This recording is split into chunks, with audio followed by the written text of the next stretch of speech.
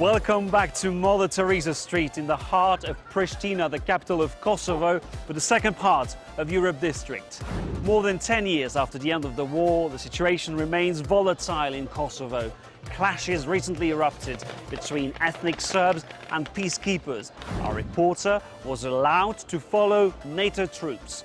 We'll also meet our next guest in the program. Gani Jakupi is a comic book author, originally from Kosovo. He now lives in Spain, and he will give us his vision of Kosovo. And it's time to meet our new guest in the program. Gani Jakupi is the author of several graphic novels, including this one, The Last Image, about his own story, his own experience as a young journalist who was sent to Kosovo to cover the aftermath of the war in 1999. Gani, nice to meet you. Nice to meet you too, welcome. You chose to meet us on the shores of Batlava Lake. This is where you were born.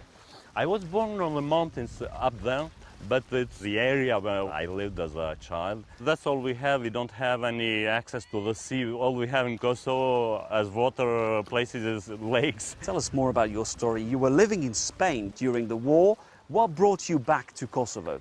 During the bombardments, I was on all the Spanish media, and they got interested in my story. They sent me after the war here to tell my coming back to the country, but at the same time I wanted to know really what did happen and to inform about the situation in Kosovo. I came here the day the Serb troops retreated. It must have been a difficult mission for you because you were supposed to report on the war, but this was a personal story. You lost loved ones during this war. I came as a journalist. I had to be objective. You must see horrors and just write about it.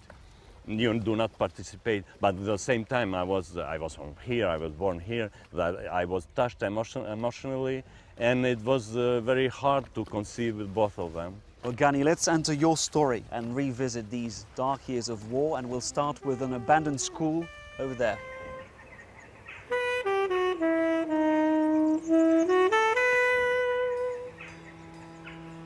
You see, on June 99, where with my photographer, we came across this school. It was abandoned, but it was guarded by an UÇK militant. UÇK was the Kosovo Liberation Army.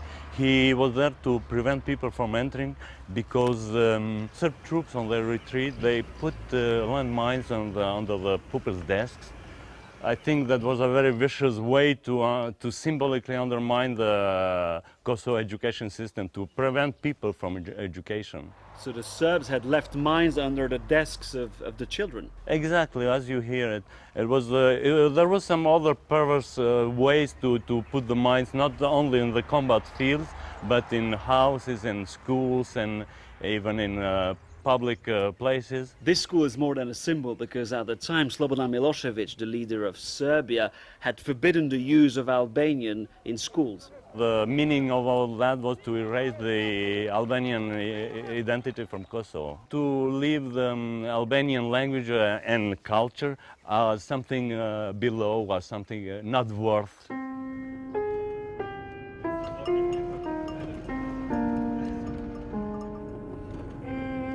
Now I want you to meet my cousin. He will take us to a place that is very tragic for our family.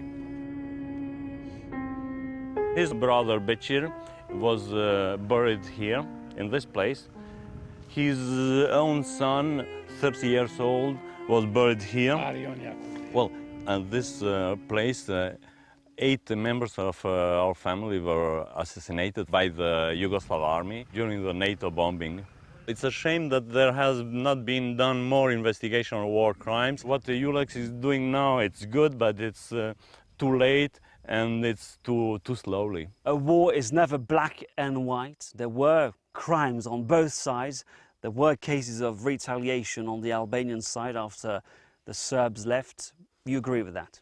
Yeah, sure. When you have a war, you never have a soft army. Otherwise, you lose the war. UÇK committed crimes. It may be possible, but it was not so planned, neither systematic as what did the Yugoslav army and Serbian paramilitary.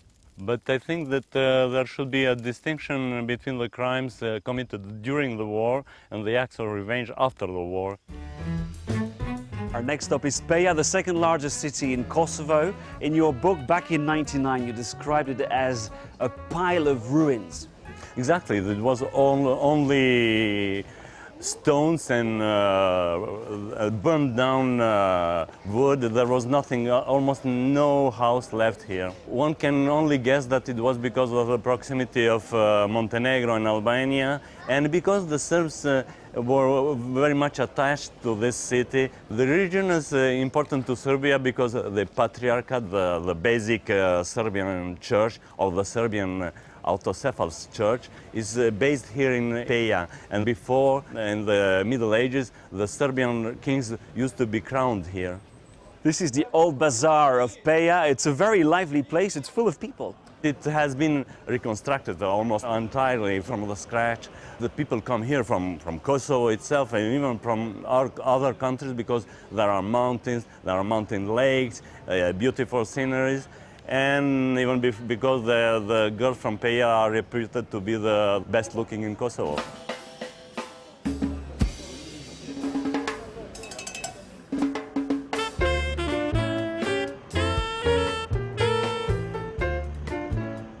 Pristina, back in the capital. This is a hotel which you mentioned in your book several times. It was the gathering point for foreign journalists during the conflict. Time, yes. You're very critical of the way photo reporters covered this conflict. I had my reasons. But you want to introduce us to one of your friends. You respect him very much. Yes, Hazi Reka he's a pioneer of Kosovo photography. Is there one particular picture that really moved you? I was here in the early 90s. Kosovars were demanding more rights. I was watching a protester. Suddenly, he decided to sit down. I realized he was trying to convince the crowd to sit as well, so as to turn the protest into a peaceful event. It was powerful. I saw the secret police behind me. They were about to confiscate my film, but I managed to run away and save this historic picture and publish it. Gani, you want to close your novel and show us the new face of Kosovo. It's in this direction. There we go.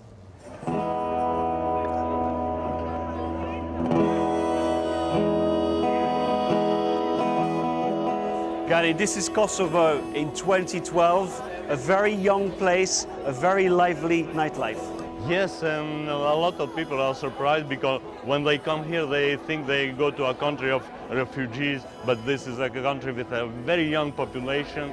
70% of the population is under 30. They all go out every night unless it is snowing or something. Well, it hasn't been snowing in the past 4 days. It's been very hot actually here in Kosovo. And I know one of your friends is playing tonight because you're also a musician. You've released an album called Connections. Your friend is playing just over there. Yeah, he's a drummer and he's there. Brilliant. Well, thank you very much, Gani, for showing us around through your graphic novel and bringing us to this new Kosovo. It's been a pleasure. Likewise. Bye. And thank you for watching this edition of Europe District. Next month we'll travel to the north of Europe. We'll be in Iceland, in Reykjavik, so don't miss a special edition of Europe District that will be at the end of July.